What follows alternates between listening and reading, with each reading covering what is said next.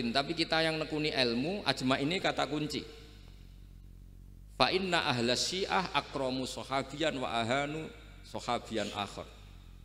Jadi tradisi madhab syiah itu apa? Ada sahabat yang begitu dimulia-muliakan berlebihan kayak Sayyidina Ali, dan ada yang dihinakan kayak Abu Bakar dan Umar. Lalu pembedanya dengan ahli sunnah apa?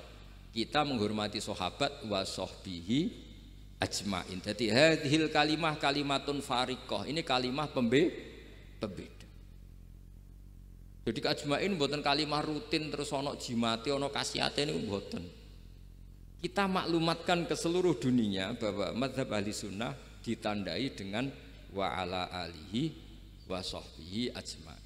Mengenai dawuh Mbah Hasyim wa nukrimu ahlal bait wa nukrimu jami'a ashabar Rasulillah sallallahu alaihi wasallam. Jadi wa nukrimu jami'a ashabi Rasulillah sallallahu alaihi wasallam. Ciri utama mazhab ahli sunnah apa? Menghormati keluarganya Nabi dan menghormati seluruh, ada kalimat apa? Seluruh sahabat. Jadi kata ajma'in itu kalimatun fariqah atau kalimatul fasl, kalimat yang membedakan mana madhab syiah dan madhab ahli sunnah apa? Itu kalau jenengan ngaji teng Gus Maksum napa teng Kiai Haji Maksum, di antara madhabnya sinten Nabi Ibrahim yang diceritakan Abdul Hasan apa? Asyadili, kebencian kepada maksiat, kita semua pasti benci maksiat. Tapi gak fair kan, yang satu kamu laknati, yang satu kamu doakan. Ujung-ujungnya apa? Ada unsur hadun nafsi. Kalau yang terkait dengan jenengan mbok dongakno di sepuro, nah yang enggak ada terkait mbok pasutno. Ini kan tidak fair, padahal sama-sama apa? Maksiat. Terus kalau suwun polemik tentang ketentuan gimana hukumnya ziarah kubur, ya hukumnya baik karena mendoakan atau memintakan ampun untuk yang mati, bukan meminta sama yang Dawi Sayyid Muhammad kena ora percaya rungokno. Wong didelok kok ado pancen ya ngeri kan. Patoke diusap-usap. Bariku ndonga, delok kok ado kan iku njaluk kuburan, padahal mayite ngeluh. Ngeluhe perkara mau, kadang nek sing kiyaine rapati iso ngaji wamen ingkana. Wali kok diarani napa? Ya Allah, jika mayit ini, andekan mayit ini baik, maka dan andekan tidak, lu cara kowe dadi mayite. Bocah ora jelas sih. Mayit, nah makanya ini cobalah kalau sholat jenazah tidak apa-apa doa itu karena sanatnya seperti itu. Ya, kalau doa anu guru ya diatur-atur yang baik lah, langsung mawon ya ghafiratunu wal khotiat gini-gini, saya mohon beliau amal baiknya jangan terima, amal buruknya jangan ampuni, karena guru juga manusia tidak nabi. Boten terus apa pakai apa ingkana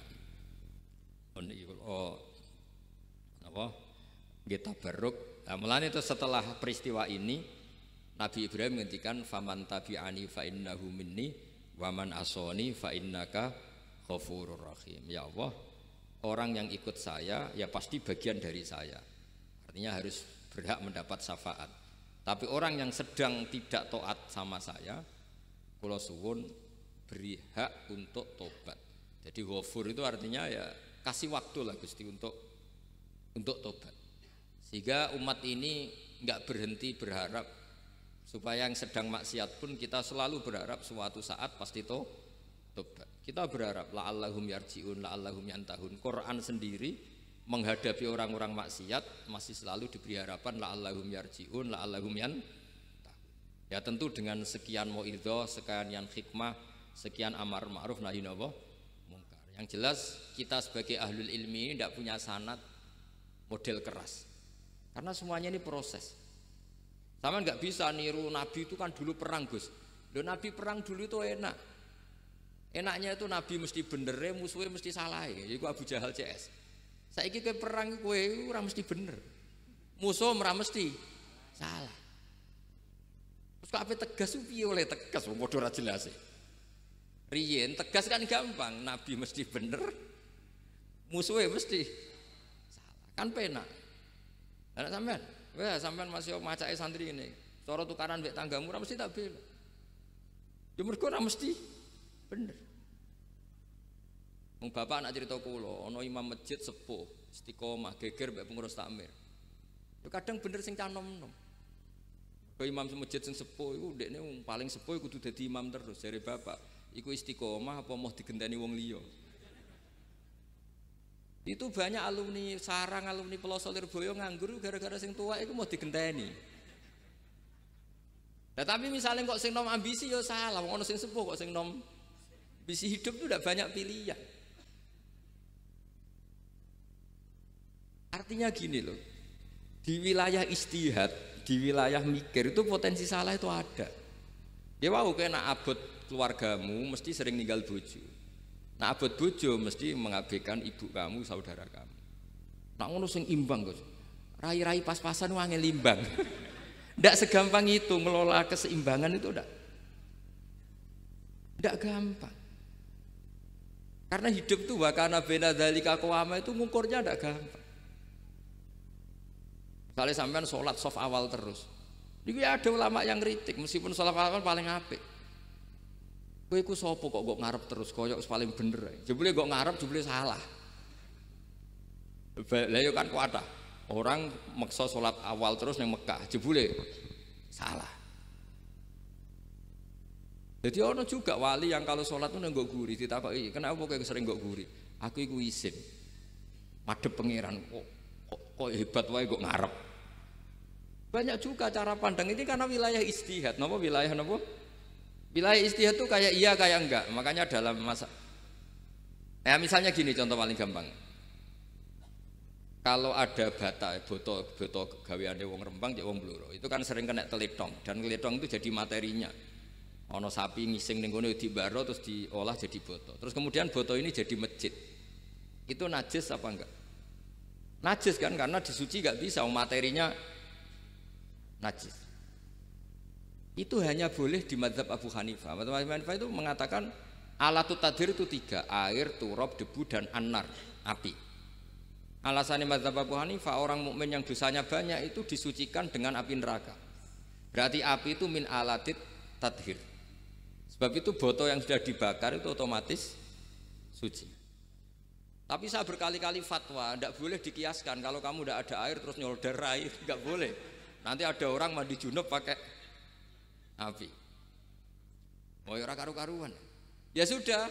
Contoh itu hanya nggo boto mawon, aja mbok praktekno nak wudu ora ono banyu berarti oleh nganggo solder ya ndak. Tapi itu kan ilmu.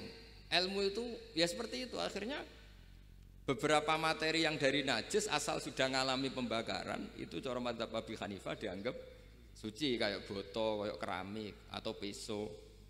Dulu beberapa materinya peso ya kadang ada materi yang najis. Tapi ini sudah ngalami pembakaran, maka dihukumi suci. Mungkin kalau contohnya aja nggo wudu lah. Semuanya pesan gua aja digo wudu, aja digo mandi junub. Misalnya iwak itu kalau besar cara Syekh Nawawi Banten itu tae cek dianggap najis karena bentuknya besar. Kayak intikal mazhab Abu Hanifah pun digoreng pun kena api, pun dibakar pun kena api. Jadi berarti pun apa? Suci. Nah itu jenenge mazhab. Jadi mazhab itu orang itu berpikir kemudian kayak iya kayak enggak. Makanya terus ada apa ijtihad. Nah, makanya dalam ranah ijtihad itu orang enggak boleh saling menyalahkan, ya sudah itu sama-sama mungkin. Makanya kalau dalam ilmu usul fikih disebutkan ra'yuna shawabun yahtamilul khata' wa ra'yuka khata'un yahtamilus shawab. Pendapat saya itu benar tapi ya mungkin salah, pendapat Anda salah tapi juga mungkin benar. Ini yang menjadikan ahli sunnah wal jamaah itu fleksibel. Fleksibel itu rileks. Karena di luar masalah usuluddin, masalah tauhid, itu ya mesti begitu. Sampean sering silaturahim ning kanca-kanca ning dulur-dulur. Apik. Tapi takokno bojomu, wong kok amen lunga. Karena terus kadang silaturahim nak keseringan yo keliru. Silaturahim jam 09.00 wae wong kerja. Maksudnya piye? Ini kan makanya terus ada orang cara mencintai Nabi itu gak pernah sowan. Ditanya, loh kamu itu mencintai Nabi kok udah pernah sowan? Ya karena kalau saya sowan ganggu Nabi dong. Nabi kan punya anak, punya keluarga. Kalau nemuin saya kan artinya gak ngurusi anak istrinya. Dan itu menurut saya benar. Saya termasuk kiai yang jenis itu. Makanya kalau kamu sering sowan saya itu udah tak biji bagus, itu udah bagus. Itu pasti ganggu. Tapi misalnya seneng kok rasuan ya lucu, wong seneng kok ora tau sowan. Sampean milih ndi coba? Ini kan lucu kan? Lho sowan tuh mesti gagu apa enggak? Enggak. Tapi seneng kok ora tau sowan ya lucu kan? Nah itu istihad. Maksudnya istihad itu ya ada sahabat yang seneng Nabi itu enggak pernah sowan. Ya hanya datang ke masjidnya ikut jamaah, tapi enggak pernah sowan. Ada lagi sahabat yang kalau disuruh coba wajahnya Nabi itu kayak apa, saya nggak pernah melihat. Padahal bertahun-tahun jadi sahabat. Karena ijlalan lahu, saya sangat menghormati beliau sehingga saya merasa nggak berani melihat wajah. Tapi banyak juga sahabat yang detail mensifati beliau, sampai hajibnya tahu, syaribnya tahu, semuanya tahu. Saking mencintainya, aku nak roh Nabi sumeneng delok. Sama-sama seneng, tapi cara mengimplementasikan, nah itu wilayah-wilayah napa? Jadi kalau suwun terbiasalah dengan beda pendapat, dengan biasa mawon. Dan itu kita dilatih. Makanya wonten makalah masyhur ikhtilaful a'immah napa? Rahmah. Atau sebagian disebut ikhtilafu ummati rahmah. Umatku yang berbeda-beda. Beda itu bukan konflik loh ya. Beda pandang, beda sudut materi atau metode atau maslak. Niku semuanya asal ikhlas dan berbasis ilmu niku kabeh napa rahmah. Yes. Ngoten mawon menami lami. Assalamualaikum warahmatullahi wabarakatuh.